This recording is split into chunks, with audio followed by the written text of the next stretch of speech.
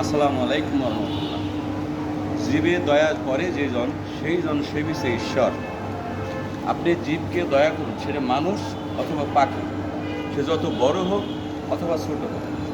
আজকে সকালে আমি এদিক দিয়ে যাচ্ছিলাম, অর্থাৎ এই জালটার ভিতর দিয়ে আমি এই দিকে যাচ্ছিলাম। আমি প্রথমে খেয়াল করিনি, তারপর আমি যেদিকে খেয়াল করলাম এই পাখিটা এই জালের সাথে আটকে আছে, পায়ের সাথে অনেক গিটে মিটে লাগে আছে। আমি হাত দিয়ে অনেক চেষ্টা করলাম, পারলাম না। শেষ পর্যন্ত আমাকে এই কাটারটা নিয়ে এসে এই জালটা কেটে এই পাখিটাকে উদ্ধার করতে হলো।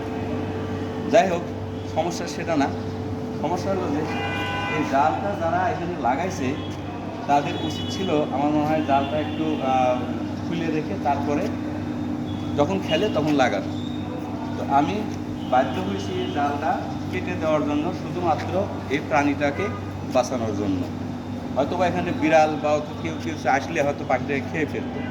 যাই হোক, আমার মনে হয় এই পাখিটাকে বাঁচাতে যে জালটা আমি কেটে ফেলছি, এই জাল যারা লাগাইছে তারা আমাকে মনে হয় খুব একটা গালাগালি করবেন না, কারণ এটুকু জাল কাটার জন্য একটা জীব বেঁচে গেল। এর জন্য মনে হয় আমাকে ধন্যবাদই দিবেন। যাই হোক, ধন্যবাদ আমি চাই না। তো আপনারা এই জালটা কাটে ফেলছে দেখে আমার কিছু মনে করেন না। তো যাই হোক, এই পাখিটা আমি এখন উড়িয়ে দিব। আল্লাহর পাখি আল্লাহর কাছে চলে যাবে। বিসমিল্লাহির রহমানির রহিম। যাও।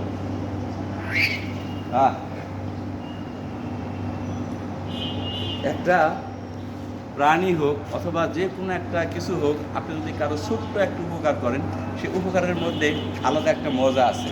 বিশ্বাস যদি না হয়, আপনি ছোট্ট একটা উপকার করে দেখেন যে আপনি কত মজা পাবেন। আব্দুল ওহাব, সাম্প্রতিক টিভি।